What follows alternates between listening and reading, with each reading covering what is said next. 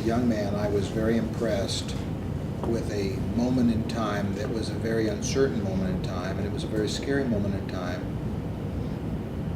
in that it was a shock to the nation, and that's when the Challenger went up. And his speech that he delivered at that eulogy, and I don't know, Jake, if you were there, or if Jim, you were there, but it still stands out in my mind as one of his finest remarks of bringing a nation together as a family and making us feel like we were all part in this tragedy and all part of humanity. I still to this day remember his words, and it's just an amazing speech. Now you were there? Yes. So I mean, you felt you not only heard the words, but you were there. Yeah, I'm certain that 100 years from now, people will still talk about Ronald Reagan with the same reference. And I think primarily then they'll recognize that he was an incredible leader and really was a leader. When Nixon went to China and he came back, the one person he was really worried about was Ronald Reagan, governor of California. And he sent Henry Kissinger out to Sacramento to explain to Reagan why they had done what they had done. And so we were all aghast because they met out at the governor's home in the late afternoon. So the next morning, the first question was, well, what happened? What did Kissinger tell you? And he smiled and he said, well, if I'm ever president, the Secretary of State is going to know who's president and who's the Secretary of State. You knew Bill Clark well. Bill was probably the most closest confidant Ronald Reagan had.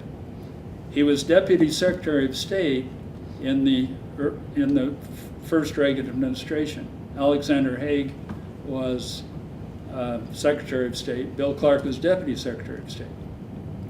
I was with Bill Clark in his office in the State Department one day, and the phone rang. It was the White House. There was a conversation.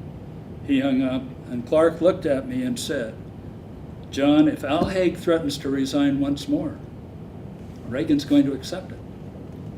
3 weeks later, Al Haig was no longer Secretary of State. Reagan meant what he said. When I'm president, not when, excuse me, if I'm ever president, the Secretary of State is going to know who the president is, and the Secretary of State is going to know who the Secretary of State is.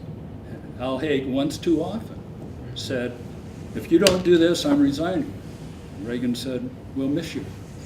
And 100 years from now, we'll also be speaking the legacy of the former First Lady Nancy Reagan, who was an extraordinary companion and remains a powerful companion to his legacy today. Tell us a little bit more, how is that? She was the only one he really seemed to know.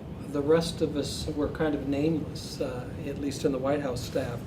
I recall, and even amongst cabinet members, we had brought in a certain group of our cabinet officials and from a certain ethnic background.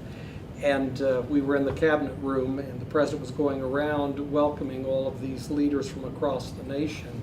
And he came to his Secretary of HUD, Sam Pierce, and welcomed the mayor. And we had to whisper in his ear that this was his cabinet secretary. Point being is that the president, his confidant was Nancy Reagan. She had extraordinary sensitivity, extraordinary judgment, and he trusted her completely. Don Reagan got fired by her when he came over, and Yep. Don couldn't handle her, and he hung up on her once, and then he got hung up on forever. And she was an extraordinary contributor to what we see in the legacy of Ronald Reagan. How has choosing a president changed since Reagan's time? And would he win today? Not if he ran today, but if he had started, would he be the type of candidate who could win today? I can't tell you how many people, as I mentioned before, have come up to me and say they voted for my honesty. I think generally people really appreciate the fact that with his candor and his directness, and that's why you get liberal Democrats that voted for him, and I think that would still be true. I would say that in 2012, the person who will be elected the President of the United States will be the person that can persuade the American people. I have a vision, I have the will to do it, and if it were Ronald Reagan in 2012, he would win. And whoever wins in 2012 better be able to do that. Is there anything else that I should have asked you or that you want to say about Ronald Reagan? So, anything? I can tell you one story of somebody who wasn't all that impressed with Ronald Reagan, his brother Neil. Because I was with Neil in his home when Nancy called on the first birthday in the White House. Neil, you've got to come. You've got to come to the party. Now, Neil had had throat cancer, and so he spoke like this. Nancy, I'm not coming. She kept persisting. He said, Nancy, the sun does not rise and set on Ronald Reagan's ass, and I'm not coming. And slammed down the phone. It was said of the founding fathers, especially 4 of them, that I think it was an English writer who said, never at any time in history of mankind had there been 4 such intellects in the same place at the same time as Washington, Madison, Adams, and Jefferson. Fast forward then to the late 70s and 80s. Margaret Thatcher was elected in 79, Ronald Reagan in 80, and Gorbachev in 85. It might well be said at some point in the future that not in modern history had there been 3 such spirits and souls together.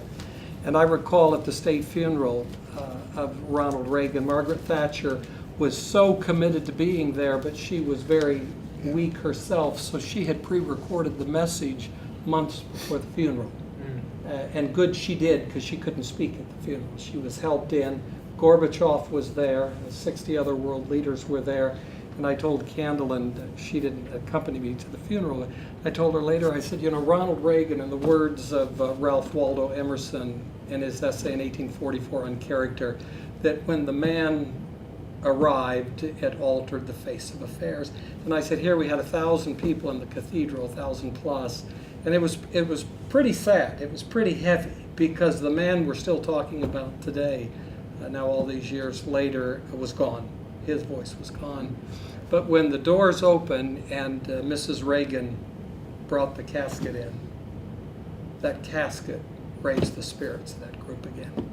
He was an unusual spirit of the age, I believe. What they always taught us in education was catch them being good.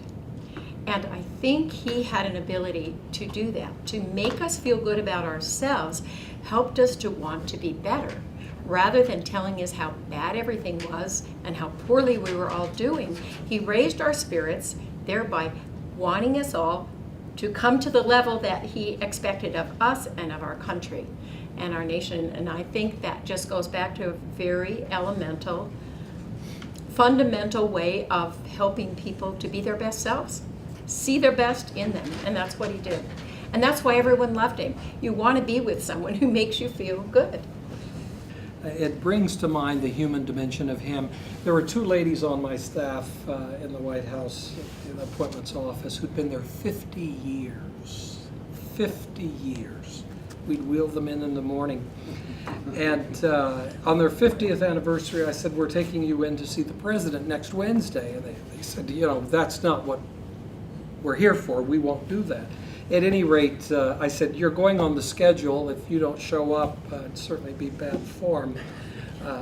They came, they were seated in the anteroom, they're waiting to be taken in, and very fidgety. And they said, you know, we've seen the likes of Governor Bangerter and Henry Ford through the years, these 50 years, and wondered why they were all so nervous. And now we're sitting there and understand why they're so nervous. Took them in, and I stood back. It was just the president, the 2 ladies, and Michael Evans. Shooting away pictures. The president was with him probably 3, 4, 5 minutes. And as we walked back to our offices, their comment was, we felt after the first 10, 15 seconds that we were with a life lifelong friend. He was just a very, very generous spirit.